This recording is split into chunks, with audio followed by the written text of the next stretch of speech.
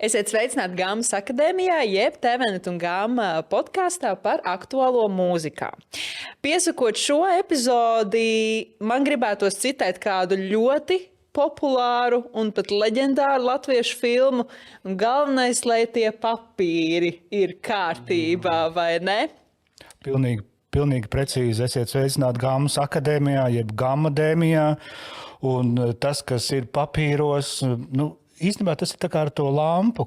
Ja tu paberzē, iznāk laukā džins, jo papīri var būt no malas skatoties garlaicīgi un pelēcīgi, bet šis podkāsts vai raidieraksts ir paredzēts tam, lai mēs to džinu dabūtu laukā no dažādām regulām, noteikumiem, likumiem un saprastu, kā mūziķiem savu dzīvi vadīt pēc iespējas veiksmīgāk un sevis padarīt to noturēt likumiskos rāmjos.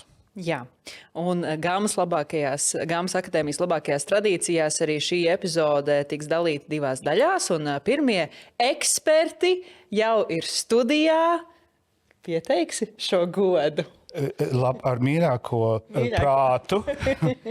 Ar mīļāko prātu es pieteikšu mūsu ekspertus. Pie mums ciemos ir Ieva Kalmane. Olmane, jā. Jā, Ieva Kalmane no Aka Lā. Un tā kā viena no manām mīļākajām grāmatām, jebkurā valodā ir enciklopēdija, tad es nodarbošos ar tādu enciklopēdisku šķirkli un atgādināšu, kas ir Aka Lā. Tā pirmkārt ir biedrība, kas ir kolektīvā pārvaldījuma organizācija, kas apvieno pašmāju un ārvalstu autorus, lai nodrošinātu viņu mantisko tiesību administrēšanu. Un pirms mēs pārslēdzamies tālāk, Ieva, kāda ir tava pozīcija Aka Lā? Es esmu komunikācija. Tāpēc es zinu diezgan daudz par visu un varbūt par kaut kādām ļoti šauri speciālām tehniskām lietām mazāk, bet es pārskatu lauku. Komunikācija vispār, man liekas, ir atslēga visam un pati. Kā mēs to pēdējā laikā īpaši uzkrītoši redzam, cik komunikācija ir svarīga. Un mūsu otra viešņa ir Linda Zomere, kur pārstāv vietni, kuras nosaukums ir autorskola.lv. Un tas ir izglītojošs un skaidrojošs informācijas portāls pilnīgi katram, kuru interesē ar intelektuālo īpašumu saistīti jautājumi, autortiesības, blakustiesības, preču zīmes, arī patents un dizains. Un aplūkojot šo vietni, jūs varat iegūt informāciju par to, kā aizsargāt un kā arī nokļūt pie intelektuālā īpašuma. Sveika, Linda! Sveiki! Ja jau šāda epizode, tad acīm redzot, kaut kas nav līdz galam kārtībā. Jo man šķiet, ka mūziķi, ja mēs tieši runājam par mūziķiem, saprot, ka kaut kas, acīm redzot, ir kaut kāda kļūda pieļauta, kāpēc par šo vispār būtu jārunā. Vai jūs, dāmas, varat padalīties, kas ir biežākās kļūdas, ko mūziķis pieļauj? Vienalga, reģistrējot darbu vai tieši varbūt nereģistrējot savu darbu. Kas ir tas, kad saprot, kad ir kaut kāda problēma? Mums jau varbūt jāsāk drusku solīt atpakaļ, jo kad tas darbs vispār ir top, kad darbs ir gatavs. Un no likuma viedokļa darbs ir tapis tad, kad ir tapis materializētā formā. Un kā idejas netiek aizsargātas, kas vienmēr cilvēkiem liekas dīvaini, bet tur ir labs pamats, tāpēc kā tiesa neko nevar iesākt ar idejas aizsardzību. Ir jābūt kādam materializētam pamatojumam. Lūk, un darbs dziesma ir tapusi tad, kad tā ir uzrakstīta no likuma viedokļa, bet visi pārējie par to var dabūt zināt tikai tad, kad tā ir nonāk publiskajā telpā. Un tad tikai parādās tie jautājumi par to reģistrēt, nereģistrēt, jo kamēr tu to paturi tikai savā īpašumā, tu esi pilnīgs totāls saimnieks. kaut ko gribēju Es varbūt piebilst. sadalīšu viņu vēl sīkāk, ja mēs ejam tādā, kā mācību stunda, tad pavisam vienkārši. Mums jau nav tā, mūziķis, kas mums ir mūziķis, viņš varētu uzrakstīt gan vārdus, gan mūziku, gan iedziedāt, gan ierakstīt. Tad tur ir vesels 4 tiesības. 4 cilvēki iesaistīti. Viņš var būt viss vienā, cilvēks orķestris, vai tie var būt 4 dažādi cilvēki. Vārdi un mūzika būs ar autortiesībām aizsargāts. Tas ir tas, ko Ieva teica, tik līdz es uzrakstu, tas tiek aizsargāts. Var arī nebūt pabeigts līdz galam. Nekāda reģistrācija nav nepieciešama. Ir tas par pierādīšanu, tas, protams, ir cits jautājums. Ja mēs runājam par to jau iedziedāšanu, jā, tas izpildījums, es viņu nodziedāju, jā, tas ir mans izpildījums, bet tāda blakus tiesības uz ierakstu jau rodās, tad, kad mēs tātad ierakstam, jau viņam ir šī fonogramma, pašam izpildījumam būs jau blakus tiesības arī, kad es viņu nodziedāju, bet tāda garāka aizsardzība ir tad, kad es ierakstu un jau viņu publicēju no pirmās publicēšanas reizes, un tad jau mums ir tas 70 gadu periods. Un arī producentam ir tiesības. Mums ir jau vesela čupa ar cilvēkiem, kas sanākuši, tad viņiem visiem kaut kas ir. Tas ir labi, ja mēs jau to apzināmies. Problēma parasti ir tā, ka mums ir tāda diezgan izplūdusi nojausma par to, ka kaut kas ir aizsargāts. Es radīju tā, tad man ir. Un tā pierādīšana tad arī ir vienmēr sarežģīta. Bet 70 gadu pēc nāves. 70 gadu pēc nāves, tas ir tiem autoriem mūzika un vārdi. Man ienāca prātā tāds salīdzinājums ar valsts kultūra kapitāla fondu, proti tur ir šie te projektu konkursi, kuri, var sakot, ir noteikts gala termiņš, līdz kuram tie iesniegumi ir jāiesniedz, un tad, kad tuvojas šis termiņa datums, tad mēdz uzkārties vai serveris, vai arī sanākos laikos, kad tas vēl notika, ka cilvēki nesa projektus drukātā formā rokām, tur bija rinda pie strepēm. Jā, Ieva to arī labi atceras. Katrā no jūsu pārstāvētajām pusēm, kur jūs redzat šo tādu intereses uzplūdu, vai tas ir saistīts ar kaut kādiem procesiem industrijā vai sezonā, kad jūs jūtat, te ir kaut kādi jautājumi vai ka tā plūsma un jūsu darba aktualitāte kļūst īpaši tāda ar tādu īpašu nepieciešamību? AKA pārstāv ne tikai mūziķus, pārstāv arī citu darbu veidu autorus. Ļoti var manīt amatierteātru skates, ļoti var manīt arī kultūra kapitāla projektus, jo cilvēkiem ir interesi par to, cik maksās tas vai kaut kas cits. Un īstenībā tu pat nezini, vai to vajadzēs, vai mēs nonāksim līdz licencē vai nenonāksim, bet ir jāpalīdz un jāizrēķina. Bet AKAS mājaslapā visi tarifi ir, starp citu, publiskoti, tā kā to var arī pašu spēkiem noskaidrot. Bet viens mūzikas jomā ļoti var manīt dziesmu svētkus, ļoti var manīt Eirovīziju. Un tur parādās tas jautājums un jādzenā autoru rokā, lai viņi to savus jaunos darbus piereģistrē, jo viņi bieži vien palaiž pasaulē nereģistrētus un nāk jau izmantotāju atskaites, un atskaitēs tas darbs parādās, pie mums viņš nav reģistrēts, un tu nevari sadalīt atlīdzību arī visiem pārējiem tiem koncertu vai pasākumu dalībniekiem. Un tas ir ļoti nepatīkami, mēs ļoti aicinām vienmēr autors laikus darbus reģistrēt. Es varbūt papildināšu par to reģistrāciju, jo es taču teicu, ka nekas nav jāreģistrē. Reģistrācija tā ir domāts tajā brīdī, ja mēs uzticam šīs tiesības akalā, un arī ir kaut kādas tiesības, ko likums jau ir uzticējis akalā pārvaldīt.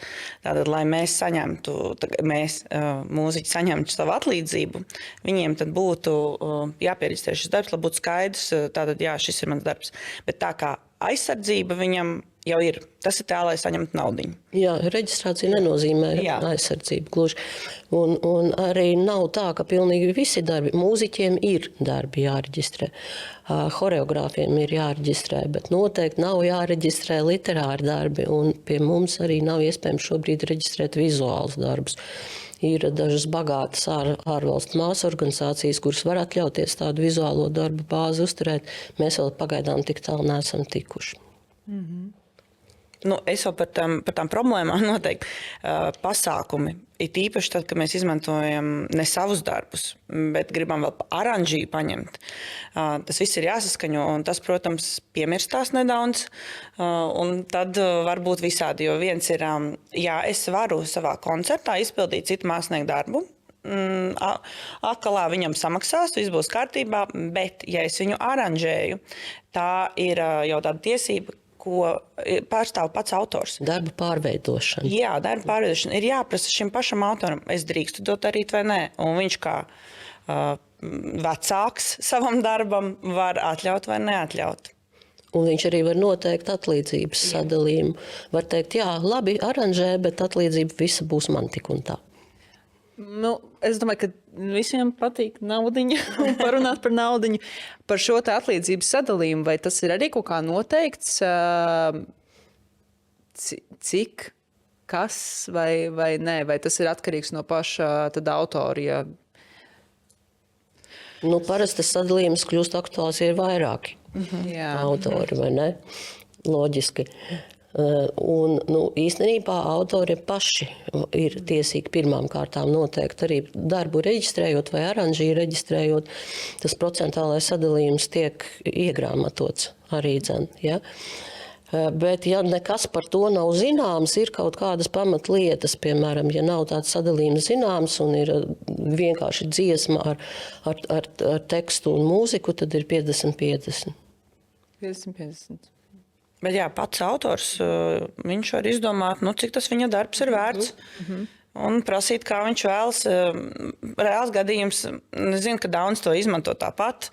Piemēram, jātaisa prezentācijas skolēniem, un cik forši ielikt ir kādu bildīti vai kādu karikatūru. Atradu karikatūru, aizrakstīju autoram, un viņš teica, nav problēmas, $50 gadā, un lietojiet, izmanto. Tas, ka tu to lasi lekcijas par brīvu, tas viņam īpaši neinteresē, un tā es zinu, ka arī Mārtiņš Brauns pats ir stāstījis, ka savu pārsvarā viss skaņdarbi bija nodot, bet Sāla Pērkons Daugavu viņš administrēja pats, un viņam bija ļoti svarīgi, kas tad ir tas, kas prasa atļauju. Reklāma, kas bija gatava maksāt, viņš nedeva atļauju, savukārt kors no Spānijas, Katalonijas gribēja dziedāt, viņš arī varēja iedot viņiem bez maksas. Jā, tas ir tā autora tā priekšrocība, ka viņš var izlemt. Es tieši gribēju vaicāt, vai Latvijā ir kaut kādi, svētie darbi pēdiņās, kurus neviens neaiztiek. Šis ir labs piemērs, bet varbūt ir vēl kāds. Ne tā kā aiztiek, bet tad autors pats bija izvēlējies, ka tas ir viņam tas īpašais darbs, ko viņš tomēr skatās. Par pārējiem es nezinu. Vai ir kaut kas nāk prātā? Atcemirkļi nelēkam. Bet, viens gan autori ir ārkārtīgi dažādi, bet kā mēs visi cilvēki esam ļoti dažādi, un reakcijas varbūt arī visai dažādas uz to, ka aiztiek tavu bērnu, tā kā vecākiem, kā Linda minēja, vai ne? Jo tur ir tās vecāku bērnu attiecības, un ja tavu bērnu kāds pasludina par neglītu, tad tu pats jūties ārkārtīgi aizskarts. Un ļoti svarīgi ir, kad paprasa atļauju. Manā pieredzē, cik es esmu redzējusi, ja atļauju paprasa pirms tam, tad tā ir daudz lielāka iespējama, ka viņa arī tiks iedota. Tad, kad jau tas darbs ir paņemts bez atļaujas, arī atvainojoties un piesolot lielāku summu, būs autori, kas vienkārši pateiks nē, jo tas viņam ir principa jautājums, viņš jūtas aizskarts, sāpināts, un viņš būs gatavs. Viņam tā summa vairs neko nemainīs. Akalā organizē autortiesību bezgalības balvu. Jā. Vai šis ir tāds labs veids, kā caur tādu svētku atmosfēru mudināt, teiksim, arī topošos jaunos mūziķus, latviski runājot, piečekot, cik ir vērtīgi būt atbildīgam šī procesa dalībniekam saistībā arī ar savām autortiesībām. Jā, protams, ka arī tas ir veids, un arī mēs to dienā mēģinām darīt. Proti, ka tev kā mūziķim ir ne tikai tiesības, bet tev ir arī diezgan daudz pienākumu. Jo intelektuālais īpašums, tā ir manta, kā jebkura cita, kustama manta, un tev par to ir jārūpējas un jāpieskata. Un jāskatās, kas ar to notiek, tāpēc arī tu vari nodot autortiesības mantojumā. Vai ne? Un skaidrs, ka tev ir jābūt kursā par to, kā rīkoties ar to, ko tu radi. Un autortiesība bezgalības balva īstenībā ir atgādinājums drīzāk par to, cik ļoti daudz dažādos veidos darbs var aiziet pasaulē. Un tu pat to dažreiz, tu pat nevari iedomāties, kam tavs darbs pēkšņi izrādīsies vajadzīgs un kādā formātā un kādā veidā, un cik tam būs varbūt ilgs mūžs, piemēram, oranžīs izskatā. Ja? Tā kā tā pasaule ir raiba, kustīga, dzīva un dažāda un pilna ar pienākumiem, arī ne tikai ar tiesībām. Šo darētu biežāk atcerēties visās nozarēs, vai ne? Par pienākumiem, jā. To rieciena garoziņu, tā varētu teikt. Jā, tas gan. Pie praktiskās puses. Runāsim. Es šodien saceru dziesmu, esmu vārda autore, esmu mūzikas autore. Labi, Toms ir producents, pieņemsim. Tu būs producents. Blakus. Būs mans producents. Avec plaisir.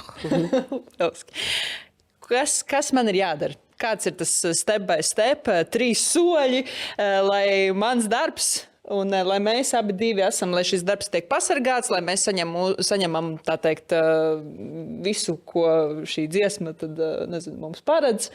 Vai jūs varat izstāstīt vienkārši soļus? Tādus abecīdus. Ja tu pati uzrakstīji vārdus un pati uzrakstīji mūziku un pati izpildi, tur jau pirmā daļa ļoti vienkāršojusies, jo tu ar nevienu nekur nevienosies pati ar sevi tikai, vai ne?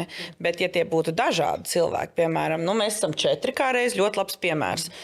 Tu gribi būt vārdu vai mūzikas autors? Mūzikas. Tad es būšu vārdu autors, tu būsi izpildītāji, mums ir producents lieliski. Vēl labāk. Tātad, tu nāc pie mums, jo tu gribi izpildīt smuka mūzika, vārdi vajadzētu izpildīt. Mums vajadzētu kaut kādu vienošanos atļauju tev iedot, ka tu vispār to izpildīsi. Ideālā kārtībā rakstiski. Līgumiņš. Jā. Un tālāk tev ar producentu arī ir jānovienojās. Mums ir skaidrs jāsadala, kā tad mums tur viss ir. Atļaujam visu, ko mēs darām, vai ne? Ideāli. Tas jau pirmais solīts. Jā, un vēlreiz uzsvēršu rakstiski. Jo tās mutiskās norunas vai to, ko kāds ir teicis un kāds kaut kā ir sapratis, ar to iznāk vienmēr, gandrīz vienmēr ir, tā ir liela problēma. Bet vēl es ātri piebildīšu, ka mūs ar Lindu dažreiz jauc ar par menedžeriem. Un, proti, daudzi autori domā, ka mēs palīdzēsim tagad tam darbam iet pasaulē, kas ir diezgan liels pārpratums. Es vienmēr teikusi, ka mums akā vajag vēl vienu tādu nodaļu konsultāciju, projektu konsultāciju nodaļu. Jā, bet tas galīgi nav mūsu darbs. Ja? Un cilvēki, vārdu sakot, ļoti bieži raksta, zvana un prasa, piemēram, kāpēc manu dziesmu neliek rādio, lai mēs kaut ko darām tagad šajā sakarā. Jā, bet tā ir pilnīgi cita sfēra, tas ir menedžments. Un mēs būtībā sākam interesēties par mūsu 4 dziesmu tad, kad tā jau ir publiskajā telpā. Jo tikai tad ir vērts slēgt līgumu ar AKU par mantisko tiesību pārvaldību.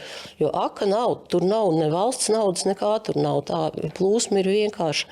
Naudu dod tie, kas izmanto, AKA sadala un izmaksā autoriem. Ja nav izmantojuma, nav naudas. Tā nav alga.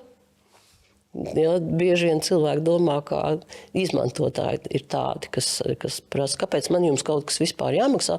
Viņiem jau valsts algu maksā. Ja, tā putra ir galvā cilvēkiem diezgan bieza.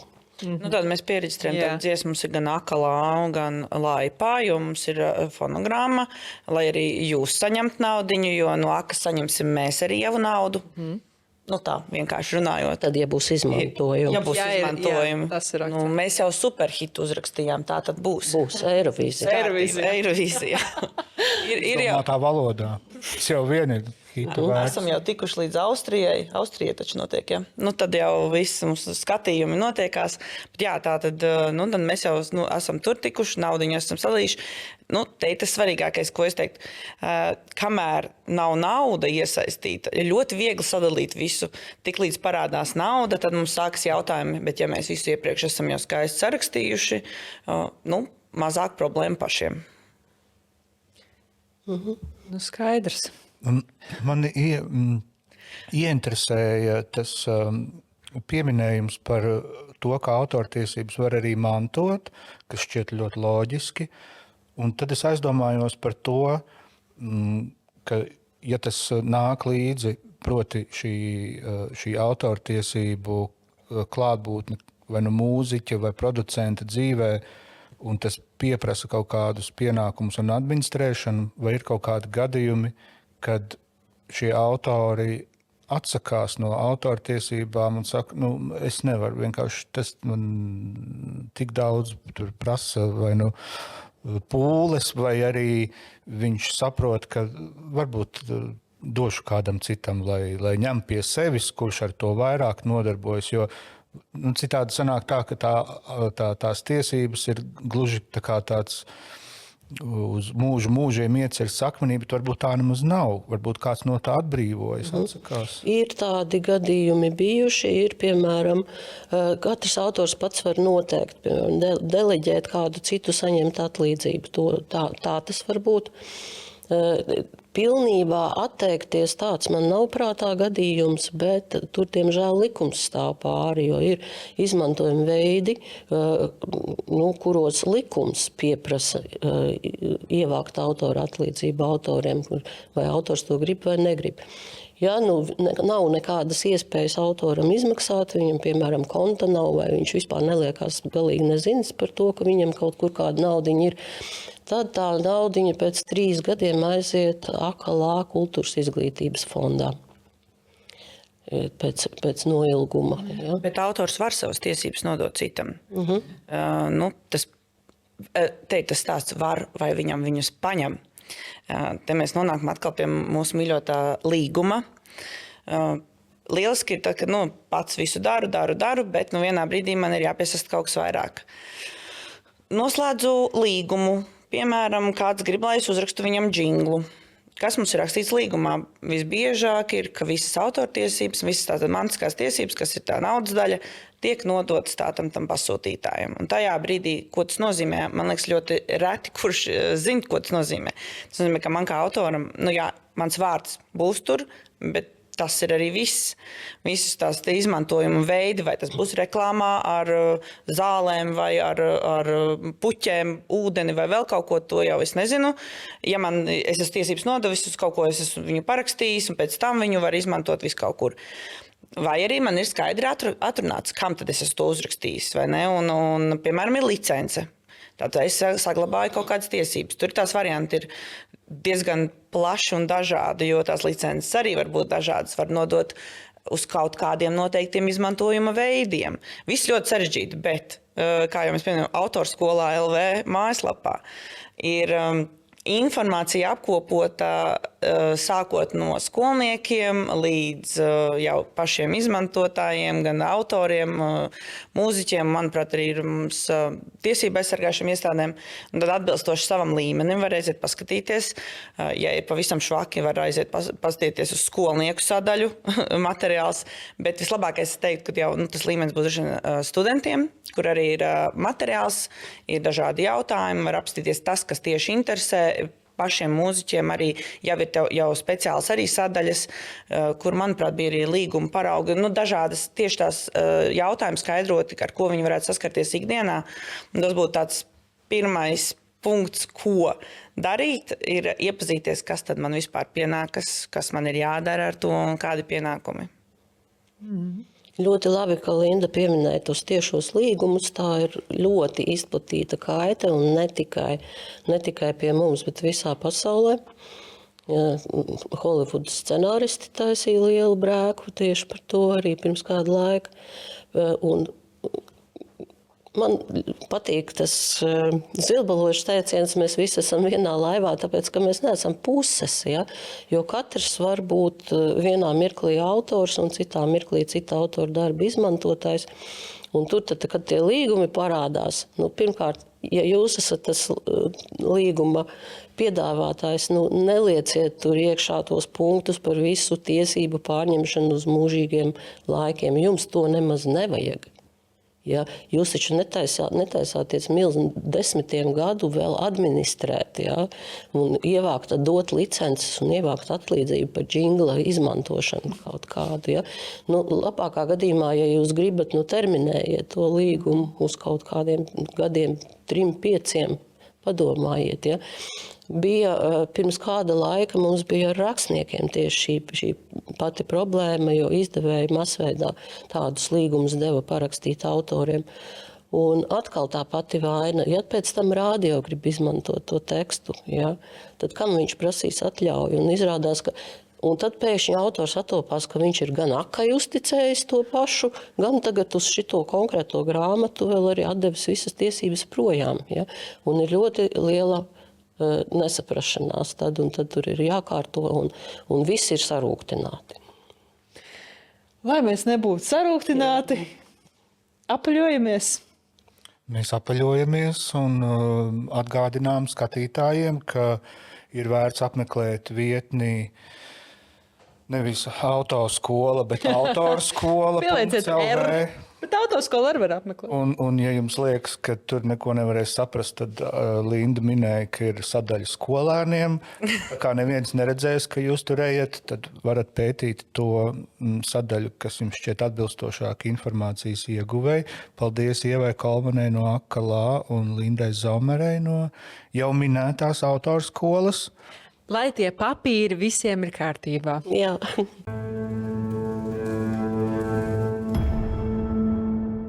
Pirms mēs turpinām Gammas akadēmijas šīs epizodes 2. daļu, man ir jānodod vēl sveiciens no Ievas Kolmanas, jo viņa lūdza pateikt, ka arī Akalā ir ļoti laba mājaslapa. Tā kā apmeklējiet arī to akalā.lv, lai nav tā, ka kāds paliek ēnā.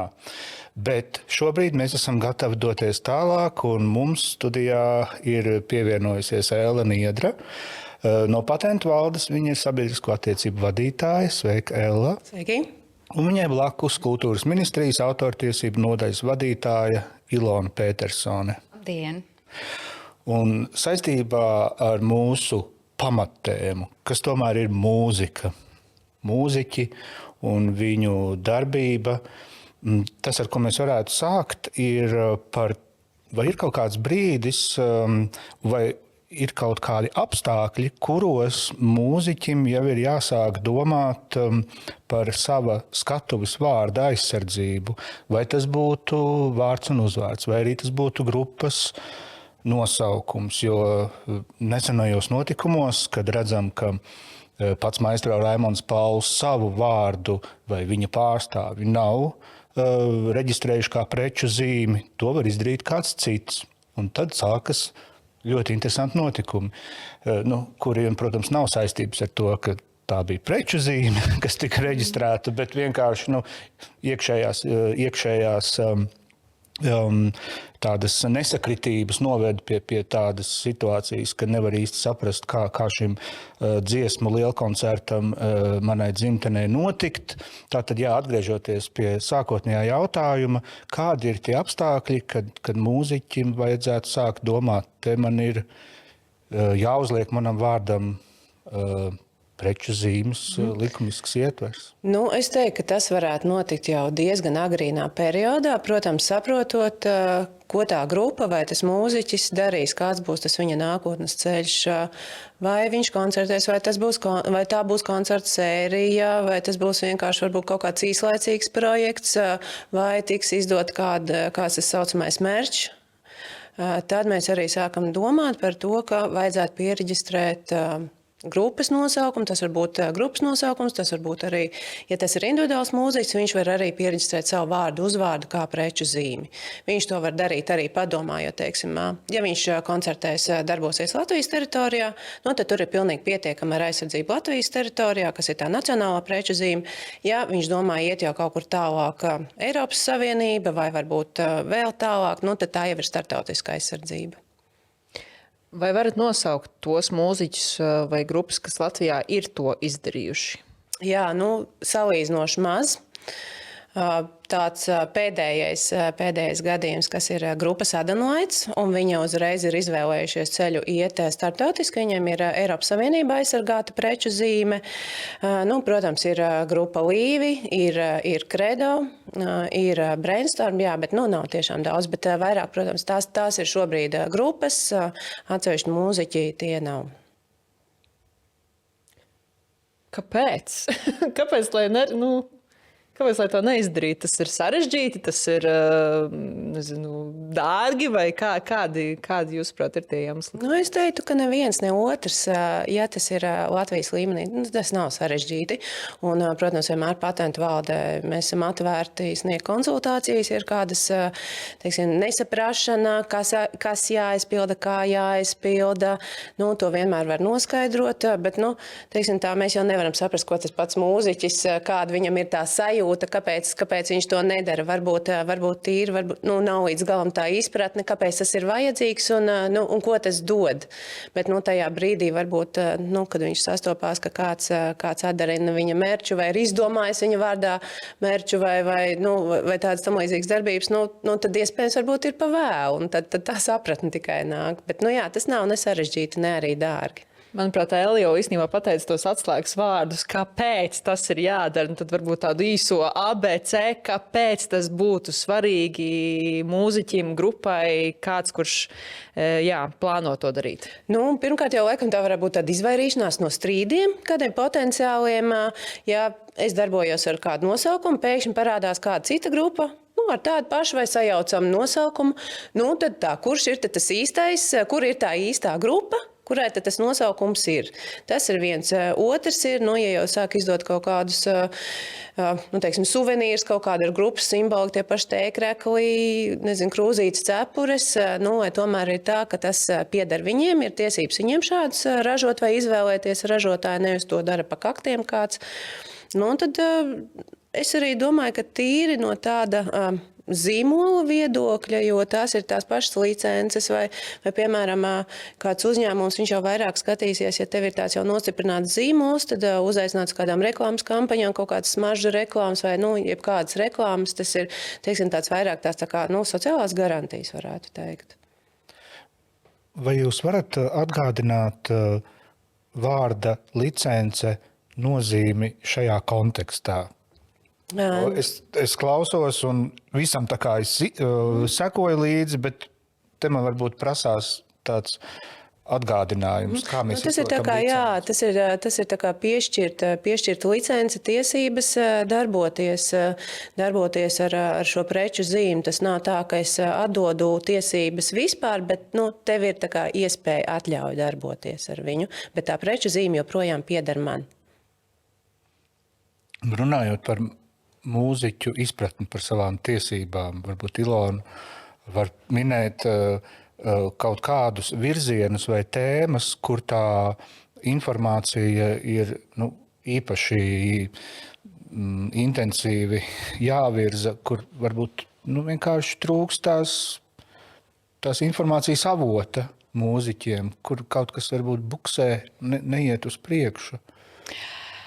No tādiem varbūt problēmu jautājumiem, ko es tā kā redzu, vairāk droši vien arī no publiskās vides un tur, kur ir tie tiesiskie strīdi, viens ir līdzautorība. Ļoti svarīgs jautājums.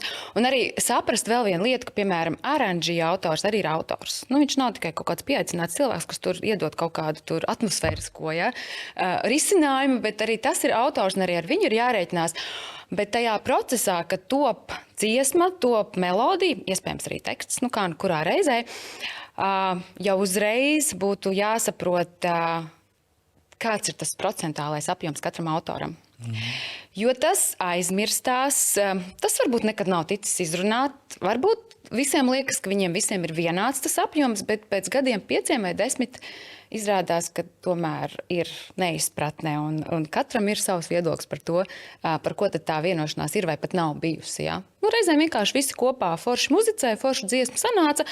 Un tad, kad viņi kļūst populāra, un tad, kad, piemēram, viņu ievieto straumēšanas platformās, kur tā kā sanāk, ka vienam tā naudiņa tikai aiziet, nu tad pārējie sāk domāt, bet es arī ieguldījos diezgan daudz. Un, protams, ka no tāda autortiesību viedokļa katram no viņiem ir tiesības uz kaut kādu daļu, bet var būt tā, ka kādam ir lielāka tā daļa un kādam mazāka. Un to tad, ja teiksim, sāk tiešām strīdēties, tad tiesa tad skatās gan pēc tā ieguldītā apjoma, gan arī pēc tādām jēdzieniskā, jeb kontekstuālā, respektīvi, cik svarīga tā daļa ir bijusi. Es nezinu, ja es varu ieskicēt ar tādu salīdzinošu skaļu lietu par Līvu dziesmu. Mana vienīgā ziņģe, piedošana, ja es tagad nojaucu to vārdu, nosaukumu, respektīvi dziesmas, tad tur bija Rača kungs ar tā kā pret Līviem, ja, un dziesmai bija Rača tekstam, tātad pantam bija tika pielikt faktiski piedziedājumā 5 vārdi. Tu mana vienīgā, vien tu. Un tiesa uzskatīja, ka tieši šie 5 vārdi, ka viņi ir ļoti būtiski, un vienalga, ka Rača pants bija daudzreiz garāks, ja, beigās tas rezultāts bija 50/50, ja. Tieši tādas, tā jēdzieniskā, tā vērtība, kas tur bija tam tekstam tiesas prāt. Tā būtu interesanta sēde. Lasīt stenogrammu. Jā, es nezinu, vai Grodma kungs, tad, kad tas viss sākās, vēl tur piedalījās, bet vismaz publiski viņš to visu dēvēja par pilnīgu muļķību. Es tagad citēju, ja, jo viņam tas likās laikam nesvarīgs tāds strīds, bet, visi mēs esam dažādi. Jā, labi, šis gadījums, vai ir vēl kaut kas, kas uzreiz tā nāk? Jā, un tad es gribu teikt, ka tā vienošanās ir vērts, ka viņi ir rakstiski. Vai tas ir e-pasts vai kaut kas nebūt. Arī tieši tā paša iemesla dēļ, ka pat ja kaut kas mutiski ir sarunāts, tad to aizmirst. Un tas droši vien ir jocīgi, ja tādā mūziķa industrijā savstarpēji rakstīt kaut kādas vienošanās grupām. Tas liekas tā ir īpaši tad, kad tās attiecības ir tādas labas, tur kaut kā vienoties, bet tas ir svarīgi. Tas ir svarīgi, ka tas ir kaut kādā veidā nostiprināts. Jo arī tad, ja teiksim, tā dziesma ir reģistrēta, piemēram, akalā tajā datu bāzē, viņa tur tāpat var rasties strīdi pēc tam, jo tā datubāze, viņai nav nekāda tāda tiesiska spēka. Tiesisks spēks ir tieši tām savstarpējām vienošanām starp mūziķiem. Jo akalā tā ir informatīva datubāze, lai viņi var izmaksāt atlīdzību. Un ja tur būs strīds starp mūziķiem, akalā neiejauksies tur. Tā kā jebko, par ko varētu būt kaut kādi tiesību jautājumi, nostiprināt to kaut kādā veidā rakstiski. Nav obligāti jābūt tur milzīgi juridiskiem dokumentiem, galvenais, ka tas ir kaut kā izlasāms tekstuāli. Patentu valde pie mums Gamas akadēmijā ir jau ciemojusies, un mēs jūs jau diezgan labi pazīstam, bet varbūt Ilona varētu pastāstīt tieši par to kultūras ministrijas autortiesību nodaļu, kādi ir jūsu darbības virzieni un kur varbūt kādam mūziķim der vērsties tieši pie jums? Tas pirmais virziens, protams, ir autortiesību likums. Ja mēs strādājam ar jebkādām problēmu situācijām, kas rodas tieši ar autortiesību likumu izpratni vai piemērošanu, mums ir īpaša darba grupa, kur mēs gan iesaistām iespēju robežās tiešām arī visas nevalstiskās organizācijas, kas jomā darbojās, bet mēs arī esam ļoti atvērti ar e-pastiem, ar priekšlikumiem, ar problēmu jautājumiem. Protams, ka tie problēma jautājumi reizēm nav risināmi likumā, reizēm tā ir tāda izpratne un vienkārši likuma piemērošana, bet tas ir viens ceļš, tas varbūt tāds sarežģītāks ceļš priekš muziķiem, bet mēs konsultējam gan telefoniski, gan atbildot uz iesniegumiem un e-pastiem tiešām par visdažādākiem jautājumiem, un es ļoti, ļoti bieži runāju vienkārši ar cilvēkiem telefoniski, kuri man stāsta, es esmu radījis tādu darbu, ko man darīt. Un tad es pastāstu tādā iespējami vienkāršā valodā. Tā kā mēs esam tā vieta, kas var nosacīti aizstāt juridisku konsultāciju bez maksas. Ko vajag izmantot? Izmantojiet. Jā. Jā. Jā, jo tieši tas pats es arī varu piebilst par patentu valdi. Arī, ja ir kaut kādi, piemēram, jautājumi, mums nākas arī ikdienā, redzu, kādi ir ēpasti, nāk ar kaut kādām konsultāciju jautājumiem, arī var pieteikties pie ekspertiem uz konsultāciju bez maksas. Nav jābaidās, ka tu viņa noplēsīs lielu naudu par to, ka mēs sniedzam konsultāciju vai paskaidrojam, kādi dokumenti ir jāiesniedz vai jāaizpilda. Tas arī tiešām ir bez maksas. Mēs cenšamies tā, kā agrāk, teiksim, bija cilvēkiem doma, ja viņi piezvana Vidam, ja, skaidrs, mani tur tūliņas atvainojas atšūs, ja, vai kaut ko šausmīgi sarežģīgu atbildēs vai atrakstīsies vienkārši vēstulē. Mēs cenšamies tā ļoti cilvēcīgi. Kultūras ministrija strādā ar māksliniekiem visās jomās, un mēs pazīstam, zinām to specifiku. Mēs varam to izdarīt vienkārši, iespējami vienkārši un pretīm nākoši un ar tādu entuziasmu, es gribu domāt.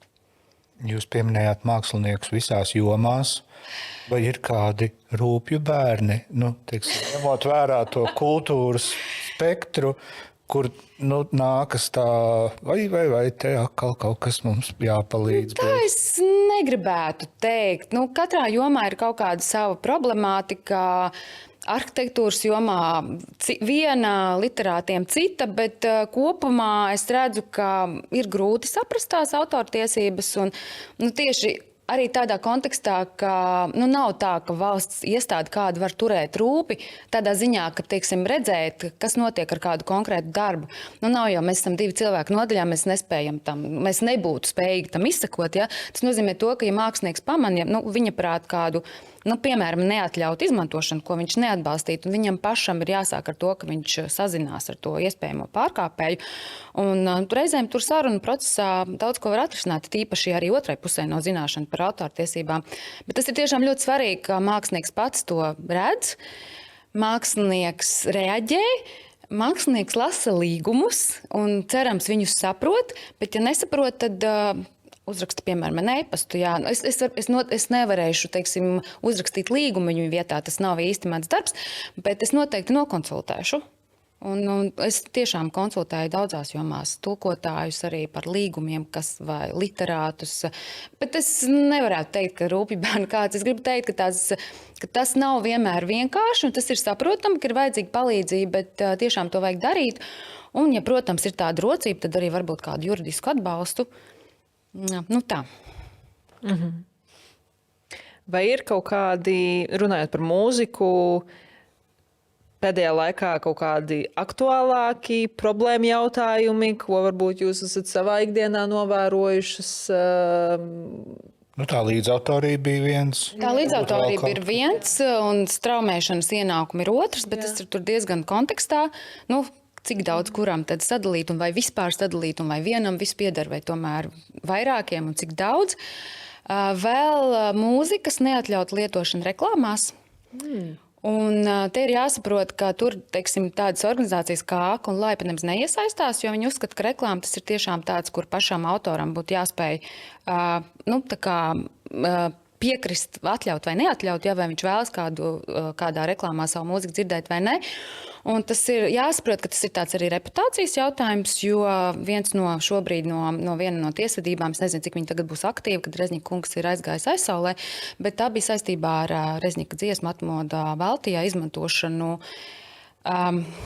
kampaņā, kura sākumā tika nodēvēta kā atmodas pieminēšanai, bet beigās tā bija vairāk politiska rakstura. Jā, un, protams, ja tā ir politiska rakstura, tad jo īpaši tas ir jāsaskaņo ar pašu autoru, jo viņam varbūt nav patīkams šis politiskais novirziens.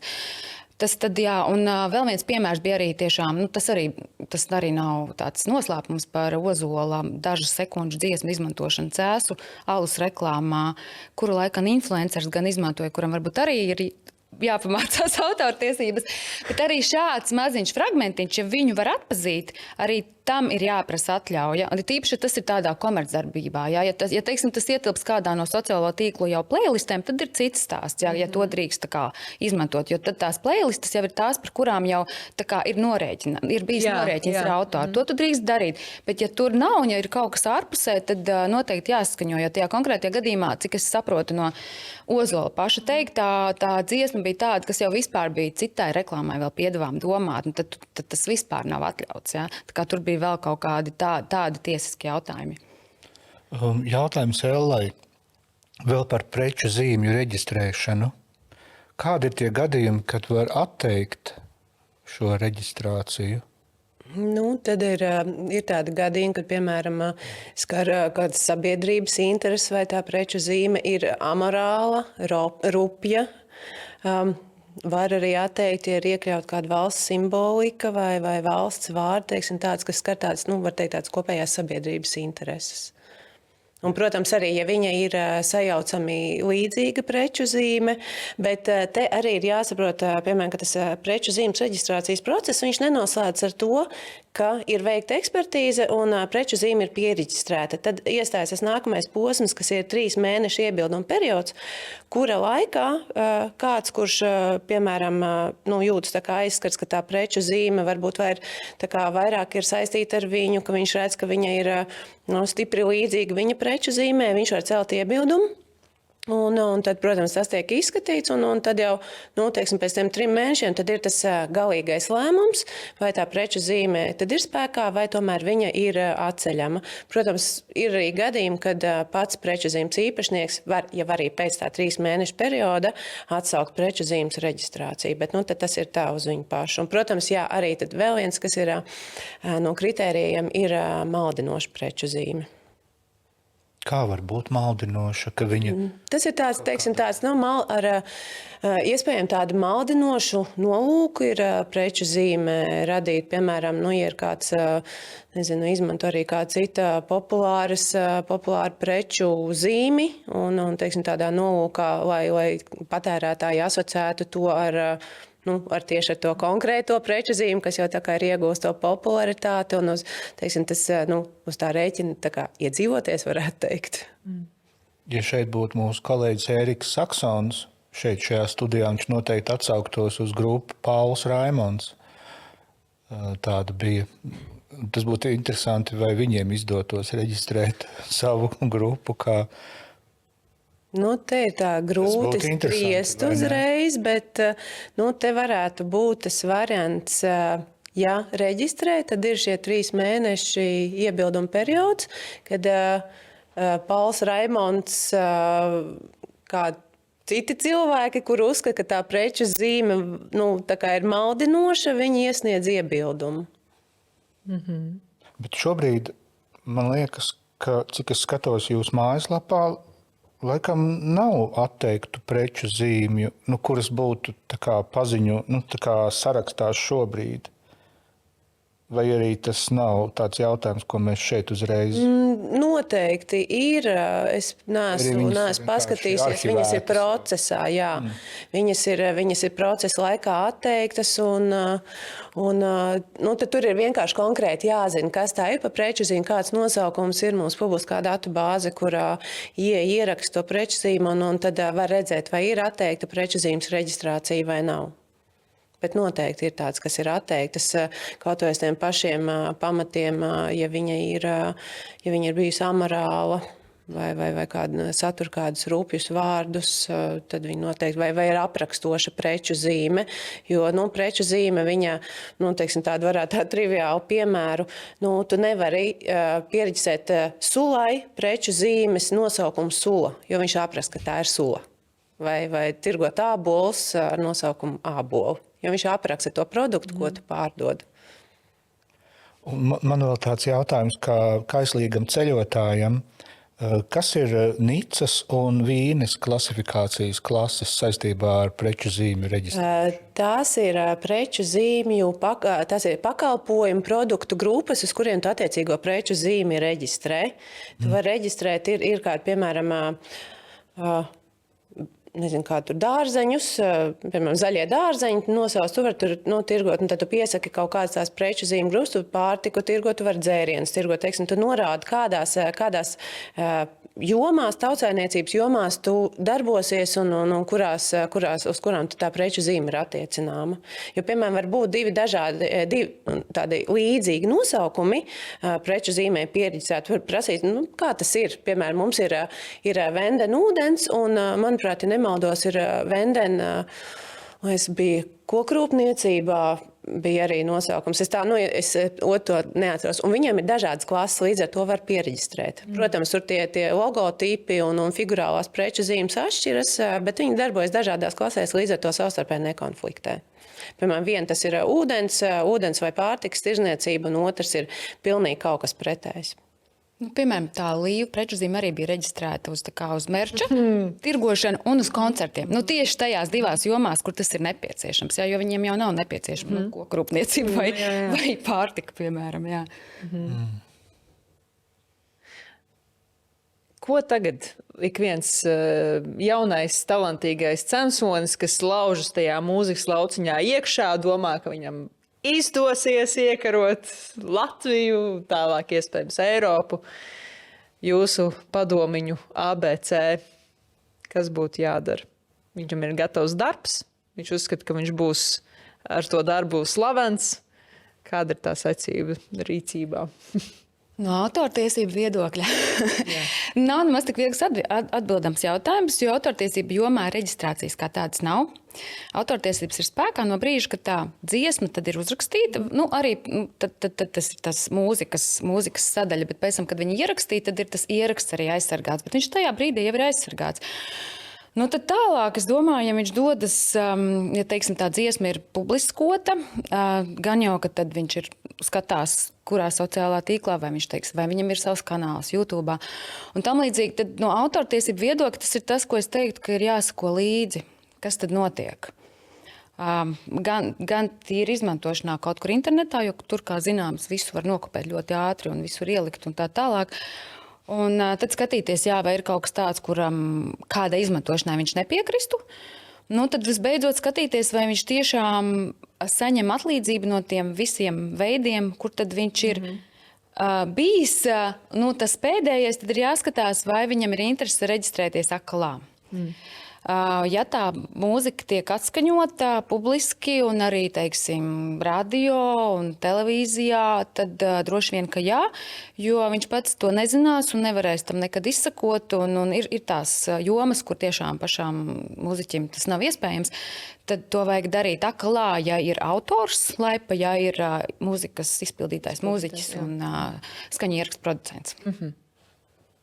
Jā, no preču zīmes reģistrācijas viedokļa tiešām arī, ja tie nodomi ir nopietni, tad tiešām padomāt par sava nosaukuma reģistrēšanu, jo tās sākotnējās kopējās izmaksas, ja teiksim, tas ir uz kādu vienu to Nīcas klasi, tie ir 185 eiro. Tas ir uz 10 gadiem reģistrācija, līdz ar to tas tiešām nav teiksim, liela summa, lai to nevarētu atļauties, bet līdz ar to tad mūziķis ir pārliecināts, ka viņa vārds nosaukums ir aizsargāts, un ja būs kādas strīdīgas situācijas, tad, protams, viņam tā būs priekšrocība, jo viņš var pierādīt, ka tas viņa preču zīme ir reģistrēta. Un, protams, arī, kā Ilona teica, ir pašam jāsako līdzi, jo neviens viņa vietā, ja, protams, tas nav kāda juridiska palīdzība, to nedarīs. Viņam ir jāsako līdzi, kas notiek mūzikas lauciņā, vai kāds cits necenšas ar šādu pašu nosaukumu strādāt, vai netiek kādi tēkrēkli, vai kāda cita atribūtika ražot ar viņa nosaukumu, tā kā pašam visu laiku būt tādā tā kā modrībā par to, kas notiek.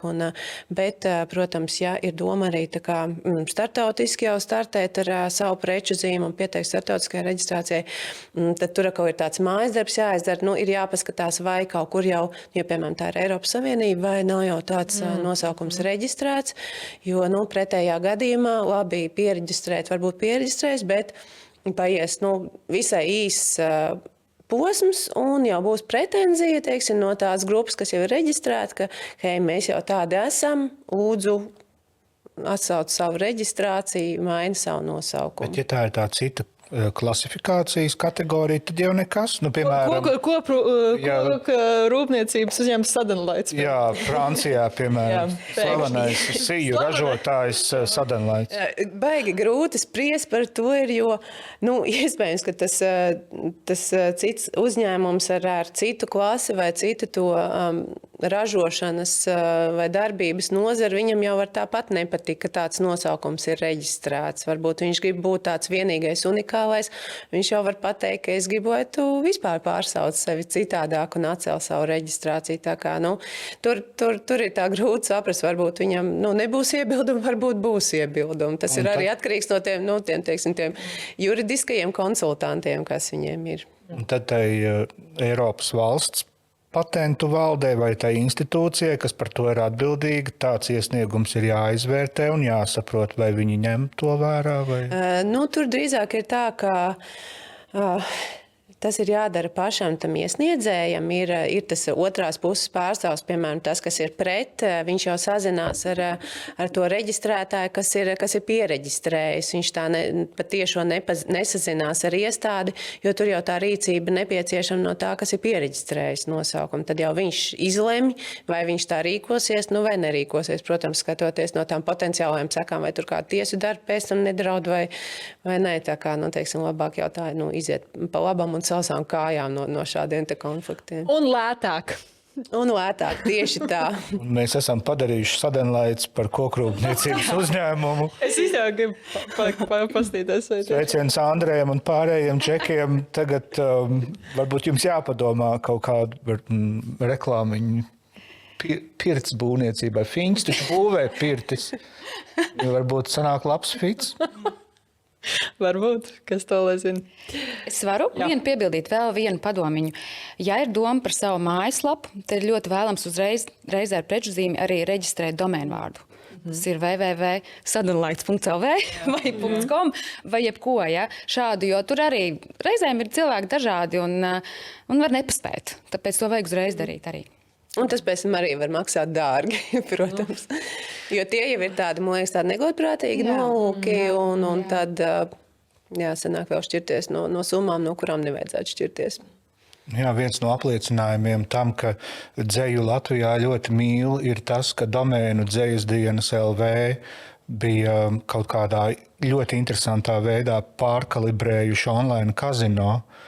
Un tad ja es nemaldos, tā bija Rakstnieku savienība vai arī Dzejas dienu tā padome, kura meklēja IT speciālistus, kā viņu atgriezt atpakaļ tajā domēnā, kas viņiem jau bija pirms tam, un tas, man liekas, prasīja kaut kādus pāris mēnešus, bet tagad, ja jūs ieiesiet Dzejas dienas LV, tur nebūs bukaprā, tur būs literatūra. Jā. Jauki. Lieliski. Liels paldies Ilonai Petersonai no Kultūras akadēmijas, bet no Kultūras ministrijas autortiesību nodaļas, un liels paldies Ēlai Niedrei no Patentu valdes. Es ceru, ka mēs to džinu no lampas dabujām laukā. Papīru daudz, bet diezgan svarīgi papīri mūziķiem, un ja mūziķi jūtas labi, ir pasargāti, un viņu darbība ir labā līmenī, tad arī klausītājiem no tā tiek laba mūzika. Es gan aicinātu vienkārši cilvēkus būt godprātīgiem.